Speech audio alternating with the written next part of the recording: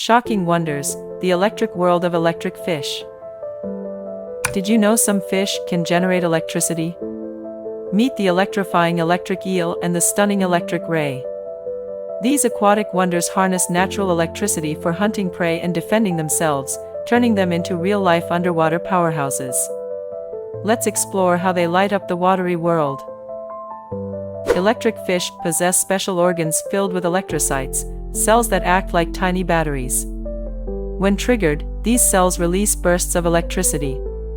The electric eel can deliver shocks of up to 600 volts, making it a skilled predator and an expert at self-defense in murky waters. Picture this: vibrant underwater scenes revealing the electric eel's hunting strike or an electric ray's defense in action.